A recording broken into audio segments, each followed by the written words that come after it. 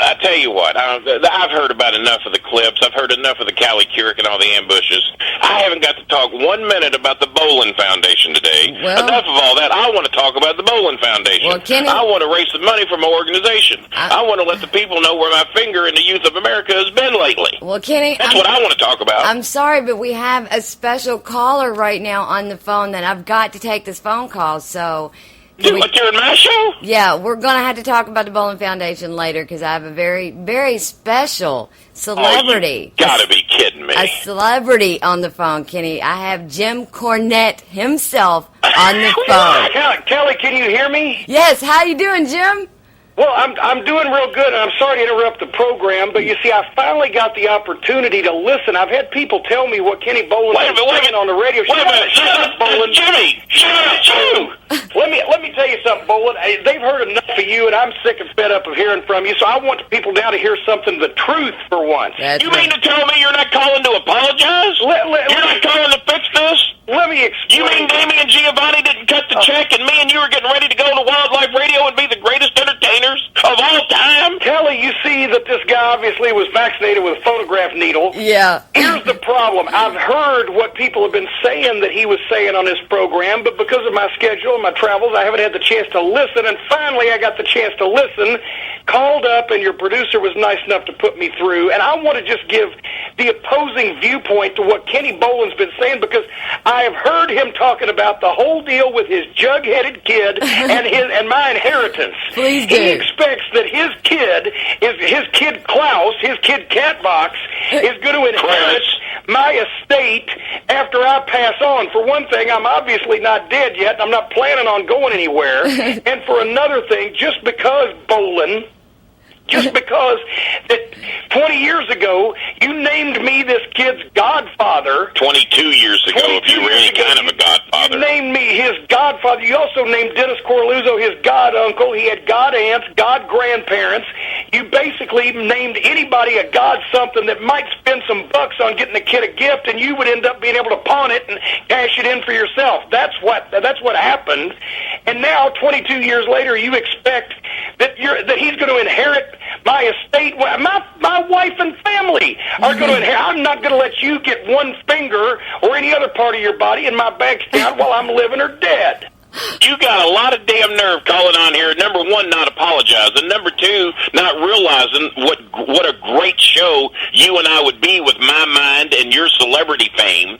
And then you want to cut out your own godson that you practically has your blood in him?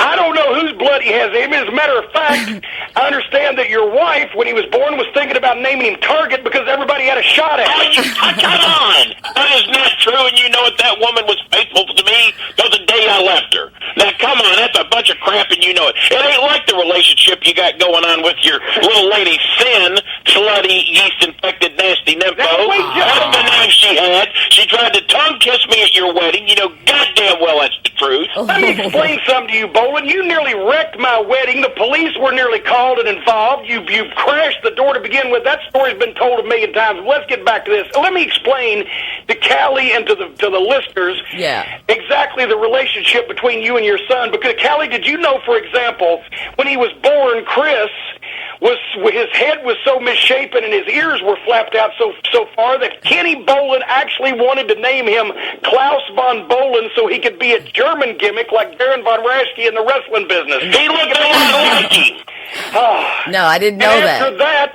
you know how he got the name Catbox, Callie? Have you heard this story? Well, I heard your podcast, Jim, about him making him sleep beside the cat box. I just played that clip. When Chris was 9 years old, Kenny Bolin tried to put him to work so he could start paying rent, just like all the wrestlers and people that live in that flop house he runs. He rents out rooms.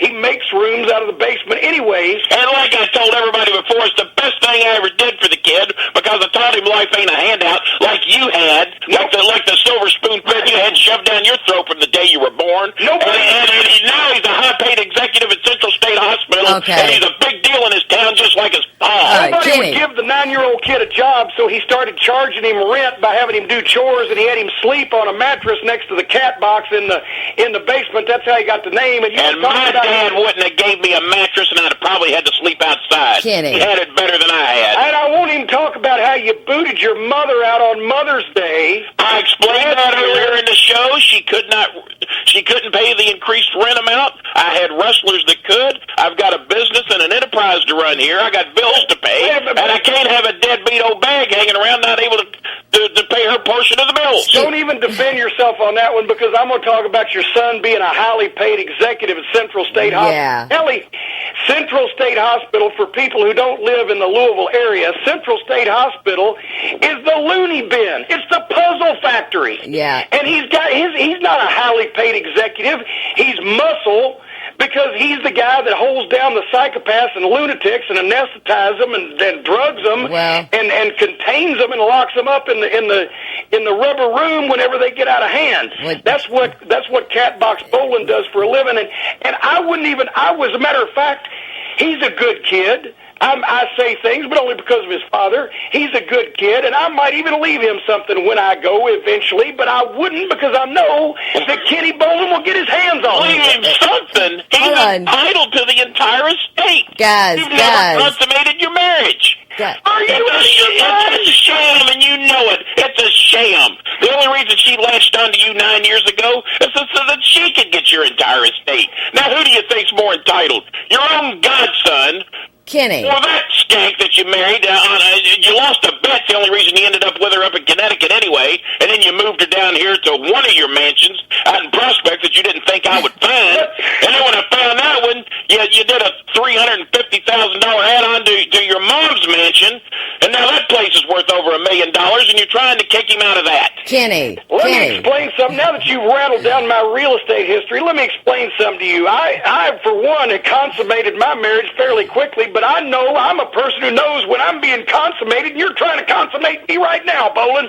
I've got something to You're say, trying guys. get your hands on my money, and if you could have me kick off and give me a stroke or a heart attack, like I'm prone to have anyway, then you'd be happy, because if the kid got the money, you'd have the money because you got your hand in the kid's back pocket. Jimmy, you're getting upset. You got your hands in a lot of kids' back pockets. Jimmy, you're getting upset. Jimmy. Getting upset. Calm down. You know the family history. Calm down. Callie, We don't need to settle this on here with Callie. Well, let me say something, One time Kenny. when we were still speaking and on a civil basis, I told him that it did concern me, because most of the male members of my family die of heart attacks quite early in life, in their early 50s, which I'm 47 right now, which he was kind enough to remind everybody of. Come on, Jimmy. Everybody knows you're damn near 10 years older than me. Knock it off. You're 49, Bolin. Let me ask you this. 39. I may kick off fairly early, but how many 60-year-old, 450-pound men do you see walking around? No, I'm down to 275 now. Oh, for heaven's sake. 275. I've got to weigh him at the junkyard.